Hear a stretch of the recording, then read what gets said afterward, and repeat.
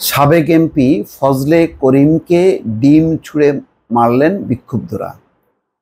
চট্টগ্রামে এরকম বিক্ষোভ দেখি নাই, তবে আমি এই ফজলে করিম এমপি রীতিমতো একটা দস্যু ছিল এবং মাফিয়া, সন্ত্রাস, চাঁদাবাজি, রাহাজানি যত রকম কর্মকাণ্ড আছে তার নেতৃত্বে রাউজানে চলেছে একেবারে নির্বিঘ্নে। তার উপরে কথা বলার কেউ ছিল না। সন্ত্রাসের রাজত্ব কায়েম করেছিলেন এই ফজলে করিম চৌধুরী।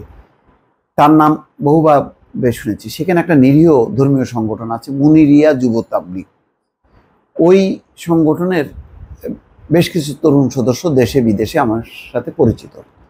তাদেরকে দেখেছি যে কি পরিমাণ তারা সৎ এবং নিবেদিত। তাদের অনেকগুলো অফিস, তারপরে বাসস্থান, যেখানে শিক্ষার্থীরা পড়াশোনা করত, ভেঙে তছনছ করে দিয়েছে এই ফজলে করিম চৌধুরীর লোকজন। এবং তাদেরকে একদম নিরীহ, তাদেরকে জঙ্গি হিসেবে সেখানে বারবার তাদেরকে চিহ্নিত করার চেষ্টা করেছে। তারা বলেছে যে তারা কোনো রাজনীতি না, তারা শুধুমাত্র ধর্মীয়। কোনো অভিযোগ নেই, কোনো রকম সে ধরনের কোনো আলামত নেই, প্রমাণ নেই, কিন্তু তাদের একদম গুড়িয়ে দেয়া হয় তাদের যত স্থাপনা ছিল পুরো রাউজান জুড়ে। এবং রাউজান কেন্দ্রিকই মূলত এই মুনিরিয়া যুব তাবলিগ। এটা হলো একটা, শুধু আমি জানলাম। আরও তো তার সন্ত্রাসের এবং দখল, জমি দখল, বাড়ি দখল, মানে এটার কোনো শেষ নেই। অনেকেই আসলে মামলা করতে আসেন না। যদি এই ভিকটিমরা যদি মামলা করতে আসে, আওয়ামী লীগের এই ফজলে করিম চৌধুরীর মতন বহু মানুষের বিরুদ্ধে শত শত মামলা হবে। আজকে তার একটা ক্ষোভ বিক্ষোভ দেখেন প্রকাশ হলো আদালতে।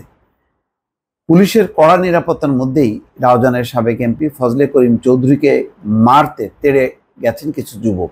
এক পর্যায়ে সাবেক এই এমপিকে লক্ষ্য করে ডিম ছুঁড়ে মারেন তারা। আজ মঙ্গলবার সকাল 7:30টার দিকে আদালত চত্বরে এই ঘটনা ঘটে। নিয়মিত আদালত শুরু হওয়ার আগে সকাল 7:30টার দিকে ফজলে করিম চৌধুরীকে আদালতে হাজির করা হলে বিক্ষুব্ধ লোকজন আদালত প্রাঙ্গণে জড়ো হন। এই সময় কয়েকজন যুবক ফজলে করিমকে বহনকারী প্রিজন ভ্যানে পুলিশি বাধা উপেক্ষা করে মারতে উদ্যত হন। সামাজিক যোগাযোগ মাধ্যমে পাওয়া একটি ভিডিও চিত্রে দেখা যায়, সকাল 7:30টার দিকে চট্টগ্রাম জুডিশিয়াল ম্যাজিস্ট্রেট ভবনের নিচ থেকে সরাসরি আদালতে নিয়ে যাওয়ার পথে হট্টগোল শুরু করেন কিছু যুবক। তাদের কারো কারো হাতে ছিল ফজলে করিমের ফাঁসি চাই লেখা ব্যানার, পোস্টারও। এই পর্যায়ে পুলিশের বাধা অতিক্রম করেই আদালত ভবনে ঢুকে পড়েন 10-12 জন যুবক। তারা ফজলে করিমকে শারীরিকভাবে আক্রমণের চেষ্টা করেন। পুলিশকে ধাক্কা মেরে ফজলে করিম চৌধুরীর উপর হামলা করতে দৌড়ে পুলিশের প্রিজন ভ্যানের দিকে এগিয়ে যান তারা, কিন্তু পুলিশের বাধায় তারা পিছু হটেন। এই নিয়ে আদালত চত্বরে হট্টগোল লেগে যায়। এর আগে ফজলে করিম চৌধুরীকে আদালতে হাজির করাকে কেন্দ্র করে ভোর 6টা থেকে আদালত চত্বরে কঠোর নিরাপত্তার ব্যবস্থা নেওয়া হয়। তো দেখেন, এই সমস্ত ঘটনা তো এমনি ঘটনা, তার আরও অনেককেই তো অ্যারেস্ট করা হচ্ছে। তার উপর এত ক্ষোভ কেন? ক্ষোভ হচ্ছে এই যে তার দস্যুতার কারণে, যেটা আমি অনেক আগে থেকেই জানতাম এবং এখন এই বাস্তবেও সেটা দেখা গেল। আসলে যদিও এই ধরনের কর্মকাণ্ড কোনোভাবেই উচিত না, বিচারের আগেই বিচার করা, তারপরে এক অর্থে ভালো যে এই যে সীমান্তে পালাতে যে পুলিশের হাতে ধরা পড়ে আজকে পুলিশের নিরাপত্তার কারণে কিন্তু বেঁচে যাচ্ছে।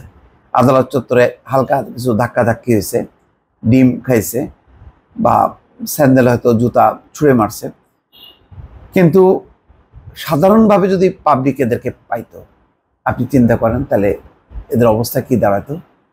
সেই অর্থে আমি বলি যে এরা অনেক ভাগ্যবান। মানে এরা যে পরিমাণ অত্যাচার নির্যাতন করছে তার কিন্তু সিকিভাগ তারা এখন ভোগ করেনি। দর্শক ভালো থাকবেন, আল্লাহ হাফেজ।